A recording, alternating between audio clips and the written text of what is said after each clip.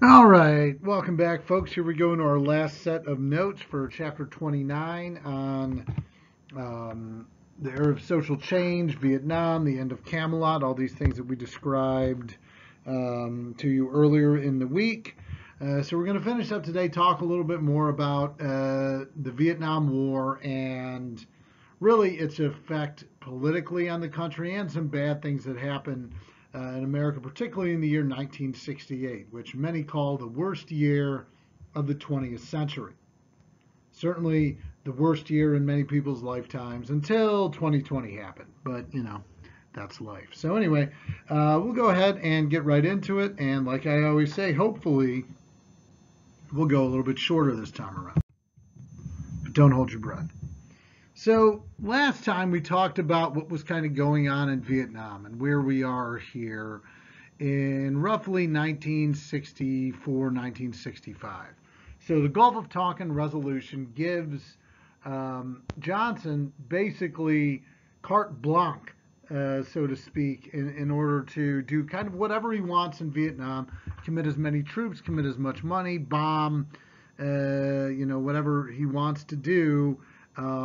In this effort in Vietnam. Now it's important to consider and understand that again, similar to Korea, the Vietnam War is a war to oppose communism.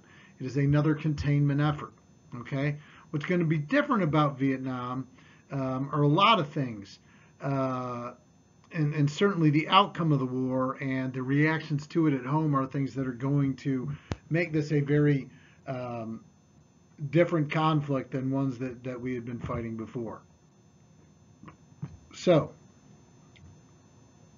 by about 1965, and really into 1966, when Vietnam doesn't appear to be this easy, wrap it up conflict like Korea maybe kind of appeared to be, even though it really wasn't, there's growing frustration at home about the process of this war and the progress of this war.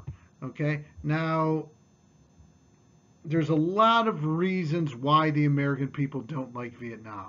And from about 1966 to 1969, the reasons for this dislike of the war really consistently kind of grow and develop. And I've got probably for you, and we'll go over them again in class, but it's good to hit them here. There's probably about 10 reasons really why Vietnam turns out the way it does. Okay?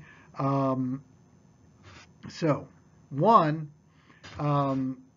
it's just not as supported as at home as previous American wars were. American people understood why we were in Korea, to oppose communism. People in America understood why we were in World War II to defeat, Hitler and Japan and Italy and real threats to, people's safety and security. Okay, but in Vietnam, it's one of those cases where most American people probably had no idea where it was on the map. They didn't know anything about the conflict or the place. In fact, they never heard of Vietnam probably because until 1954 it was known as French Indochina. So there's very little support for the Vietnam War at home. That's one reason.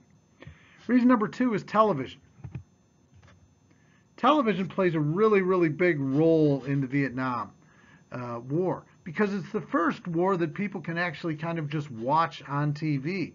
And the things that they see don't reflect the regular American's understanding of war, right?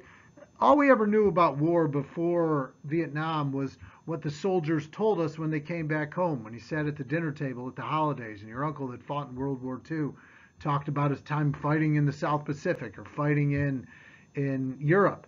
And of course, they talk about, the glorious moments of battle and the heroic things that soldiers did. They didn't say very much about, the negatives of war that largely go unportrayed, by the media or by the people that fought.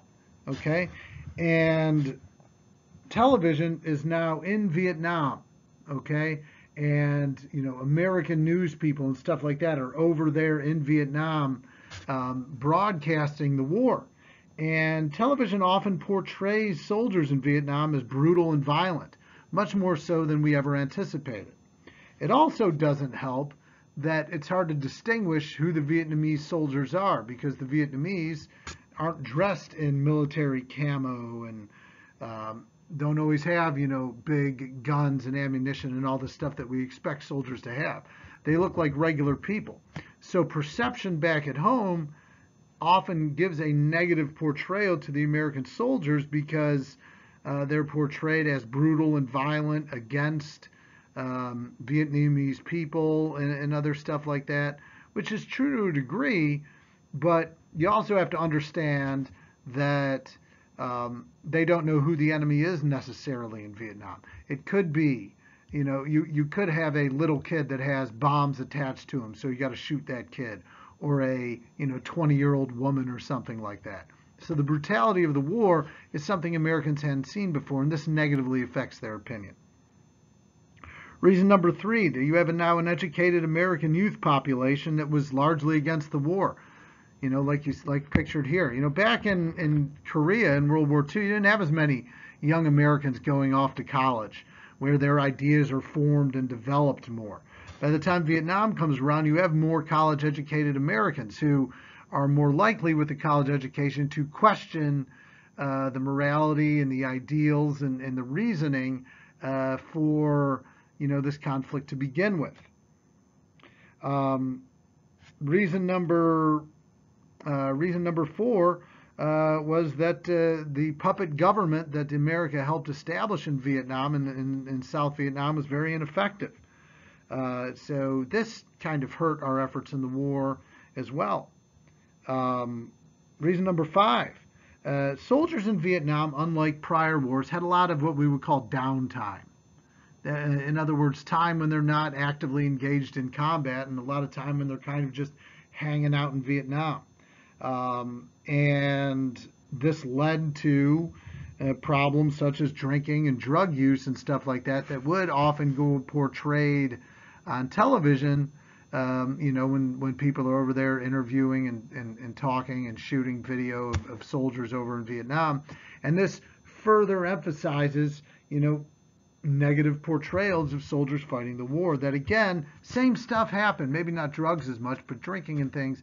Same stuff happened in World War II. There just weren't TV cameras there all the time to show what the soldiers were doing. Reason number 6, a lot of the soldiers that fought in Vietnam are the sons, or at least, nephews or younger brothers of the soldiers that fought in World War II. And while the soldiers that fought in World War II were held up as these great heroes that saved us from the evil of Hitler and so on, this made it really tough on the soldiers in Vietnam to live up to the ideal of the American soldier that was established by World War II veterans, making it, again, difficult for our soldiers here in Vietnam. Reason number 7, there just wasn't the enthusiasm for containment and against communism that existed during the 1950s. In the 1950s, we were all about containment of communism. We were all about the Red Scare and all about all these other things. Now, by the mid to late 1960s, there's other things that the American people are more concerned with the civil rights movement, more concerned with, equal rights for other groups, or environmentalism, or other issues that, were important to the growing number of college-educated Americans in the 1960s. So without that enthusiasm against communism that existed in the 1950s, a lot of people questioned our reasoning for being so involved over in Vietnam. Reason number 8 was we didn't know the terrain in Vietnam. The terrain was difficult, and not knowing the terrain, we were ill-prepared strategically, largely for the fighting. So that was another problem. Kind of the same thing that the British, again, to draw a parallel with the American Revolution, the British kind of dealt with the same thing in the American Revolution. They didn't know the terrain well. We knew the terrain well, and this was a big disadvantage for the British. Another big problem was the fact that the war caused a great deal of inflation.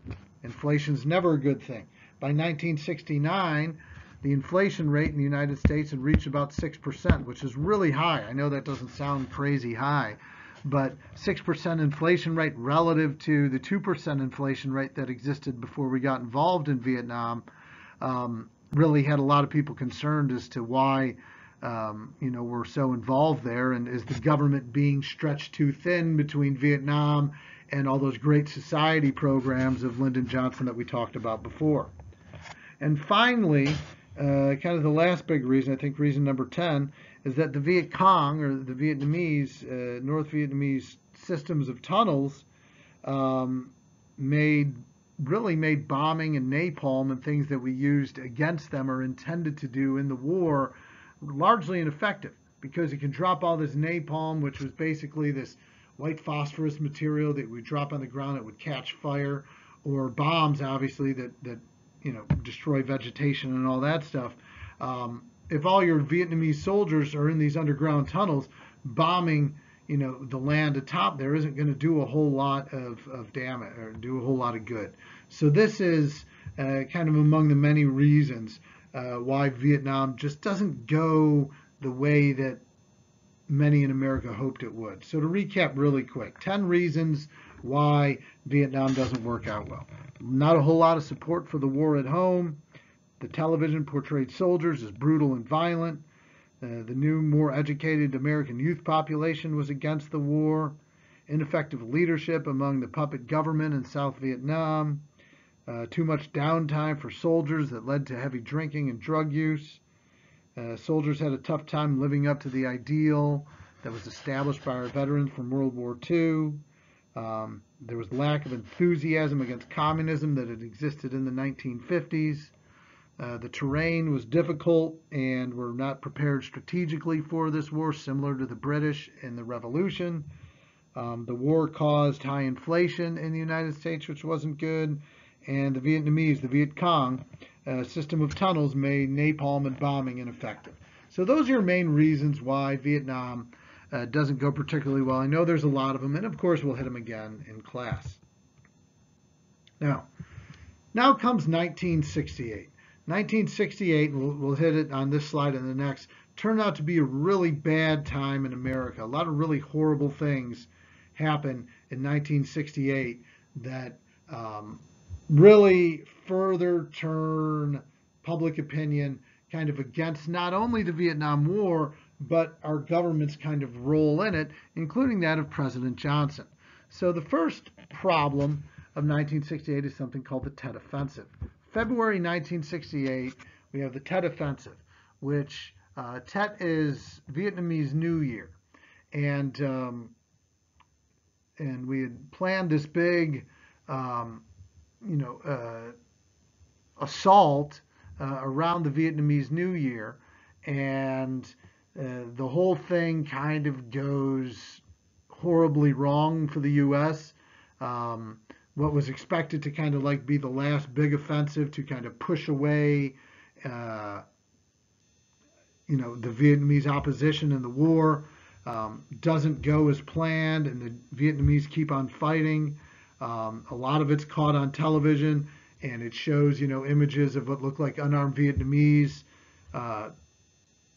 people being brutally shot by officers, American and South Vietnamese officers. Look really, really bad. The Tet Offensive, most importantly, shows the American people that we're really not winning this war. And that's a big moment, because the American people expect to win wars, especially against a small country like Vietnam. Okay? And the Tet Offensive shows the American people that, wow, this war isn't really going the way we thought it would go. We need to really rethink our strategy, or maybe even our involvement in Vietnam as a whole. Okay? So that's where the Tet Offensive is really kind of a big deal. It makes the American people realize, boy, this war, again, is not going the way we had hoped. what this results in is, a challenge politically to the establishment. Okay. Now, Lyndon Johnson, of course, has been president now for 5 years because he came in after Kennedy died. So he is eligible to run for a second term. He had been elected or reelected, I guess, in 1964 and is widely expected to run again in 1968. But Democrats, growing increasingly frustrated with both the policies of the Great Society and the war in Vietnam that seemingly is not going the way we want it to go, look to go another direction. So they look to an anti-war senator from Minnesota by the name of Eugene McCarthy to be kind of the alternative to Johnson. Now that might not sound like a big deal, especially those of you that watch, the last recent presidential elections. You expect there to be opposition, but there's usually not a whole lot of strong political opposition to a sitting president who's eligible to be reelected. Usually the party coalesces behind that guy and, gets, and does everything they can to get support for him, just like we saw this past year where there was no really alternative Republican option to Trump, even though there's probably a lot of people that, a lot of Republicans maybe would have liked to have seen as an alternative to Trump in 2020. But the political challenge is here, one from Eugene McCarthy, who runs on kind of an anti-Vietnam message, and the pressure continues to mount for Lyndon Johnson. So much so that the point at the end of March, in 1968, Johnson announces actually that he's not going to seek re-election, which is shocking. Which is shocking. To the people because you rarely see somebody who's eligible for re-election that willfully decides, I'm not going to run anymore. This just isn't worth it. So, continuing on a little bit about what makes 1968 really bad. Now, in a perfect world, the Democrats would have had Robert Kennedy, who is now a senator from New York, as the perfect Democrat to run for the presidency. But, they don't. Robert Kennedy first kind of declines the offer to kind of run for president, because American people desperately want to bring back the greatness, the Camelot that was the presidency of his brother JFK, and initially Kennedy declines, but as time goes on, he kind of rethinks about it and decides to enter the race, throwing wrenches into the plans of the Democratic Party as a whole, who now has Johnson, who's not running anymore, so he's out of it. You've got this Eugene McCarthy, who's not really realistic because he's kind of like, not really like Bernie Sanders so much, but kind of like, has a lot of support, but not like, he's a little bit too wild and crazy for people to really get behind him enough to like win an election. And then you got Hubert Humphrey. So look at it this way. Imagine it's 2020 and the Democrats have 3-4 viable candidates. You have the guy that's president. I know Trump's a Republican, but bear with me. So you have, the guy that's in the office and he decides not to run. You have the crazy Bernie Sanders-ish guy and Eugene McCarthy. You have Hubert Humphrey, who's kind of like the Joe Biden. He's kind of like the safe bet for people. And then all of a sudden in 1968, Robert Kennedy, who is like the golden child of the party, like the perfect guy that the Democrats would want to see become president, decides to enter in. And people are really excited. Kennedy's going to run for president. We're going to bring back Camelot. Everything's good. And then 1968 happens. Okay? So, first, we have assassinations. Obviously, first we have the assassination of Martin Luther King Jr. This is on April 4th, 1968. April 4th, 1968, in Memphis, Tennessee, Martin Luther King Jr. is assassinated by a man named James Earl Ray. Of course, the response to that is protest, violence, and riots in many large American cities, as the leader of the civil rights movement has now been slain by a gunman. And, it's obviously a racially motivated thing. But the real effect here of King's assassination is it leaves the civil rights movement without a leader.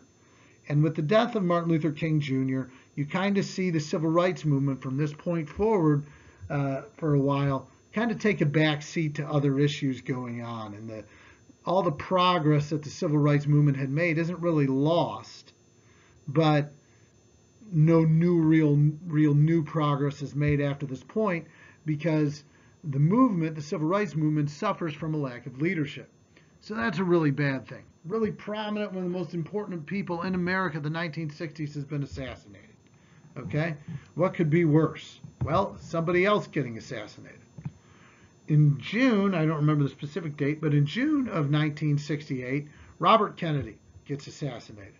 After giving a speech in California, he's walking through a kitchen area when a crazy guy by the name of Sirhan Sirhan, who didn't like some of the things he said about Israel, comes in and shoots Kennedy in the head, and Kennedy dies shortly after.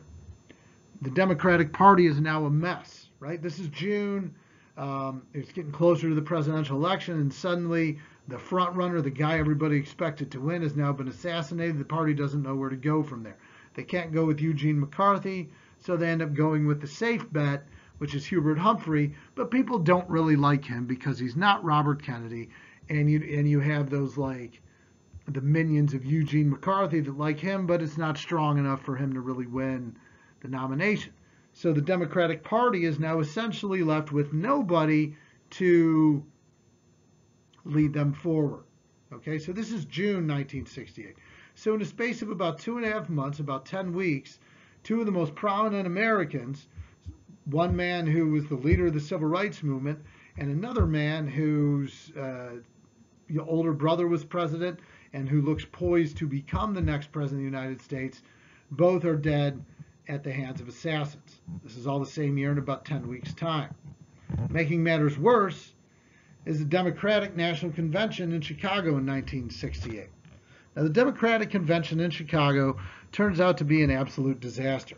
They don't have Robert Kennedy anymore because he's dead. People are still upset about the death of Martin Luther King, and people are upset about Vietnam and a whole bunch of other things that are going on in America at this time. And as you can imagine, the Democratic Convention in Chicago ends up in riotous violence, as shown here. Unfortunately for the Democrats, much of this is caught on television. And images on television of protesters being beaten by police with billy clubs and stuff like that automatically gets associated with the Democratic Party. The Democratic Party looks very, very bad here. They end up nominating for president Hubert Humphrey, kind of unenthusiastically, and there you have it. Not looking good for the Democrats. They don't have anybody, that they can really rally behind. Humphrey is kind of like just a blah guy, Hubert Humphrey.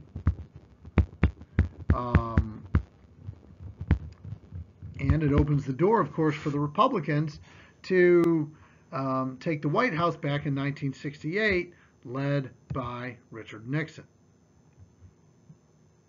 So, Democratic Convention, major disaster. Democrats look really, really bad. They confirm a lot of people's concerns and fears that they're a party and a group that does not support concepts of law and order, as the police here are fighting and attacking these angry mobs in the cities. A lot of it, again, can be associated with a lot of stuff we've seen over the last year with violence related to George Floyd and the Black Lives Matter movement, and obviously the violence in the Capitol in January, and a lot of the other things that have kind of been happening over the course of the last year. So it's a good way for you to connect with what's going on now versus what had kind of been going on back in 1968. I talked to people I know that were alive in both like 68 and 2020, and I say, what was worse, honestly? What was worse, 1968 or 2020? And surprisingly to me a little bit, a lot of people said, things are worse now.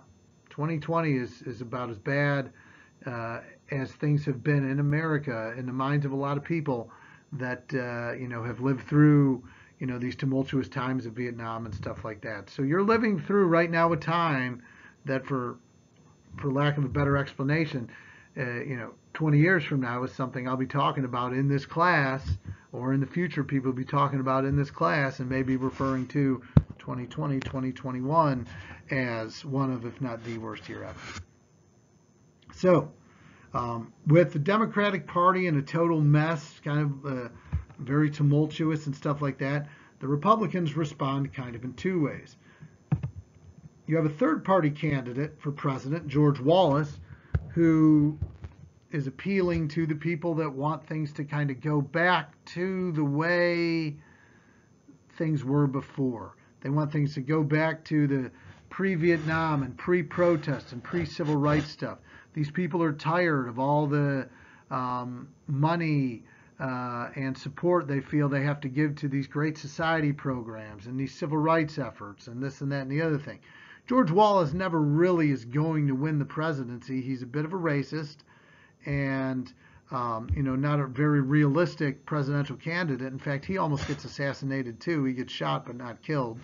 But he appeals to a group of people that kind of want things to go back to a bygone era, to a way that things were before.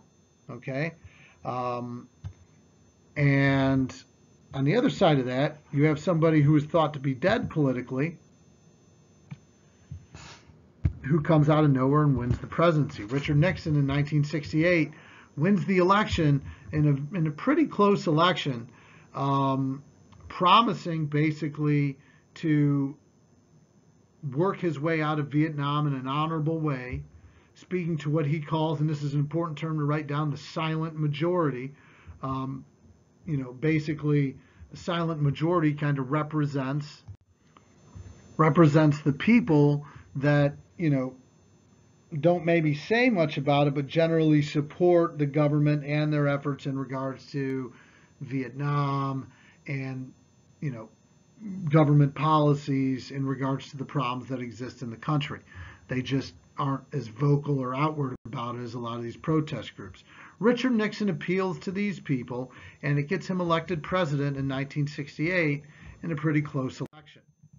There's just another image of the fighting and the violence in Chicago in 1968. Now, this is 1964, okay? Lyndon Johnson wins all the states in green. He wins pretty easily in 1964, 486 electoral votes, all the states but those in the South and Arizona. Look at how much things change, though, because nowadays we don't see the electoral map change all that much. There's a handful of swing states, but most states stay the same. So many states here, even the ones that now we consider traditionally Republican, go for a Democrat in 1964. Okay, 1968, that changes quite a bit. All these states that are now traditional Republican states go to Nixon. Texas goes to a Democrat, which we don't see. George Wallace wins a handful of states. So there's a lot of switches. There's a lot of swings that happen in 1968, but it is a very close election. Okay, only about 500,000 votes separate Nixon and Humphrey, and less than, or just about 1% of the total vote overall. So it's a very close election. Probably wouldn't have been as close because most of George Wallace's votes would have probably gone to Nixon. But this is America in 1968, very much as it is today. A very divided country, politically and socially, and a country with a lot of problems that need to be worked out. And unfortunately, as we're going to learn in Chapter 30, those problems get worse before they get better. So that's it. I promised I was going to go a little bit shorter, but of course I didn't. So we'll just go ahead and shut things down now. That's the end of Chapter 29, and I will see you later.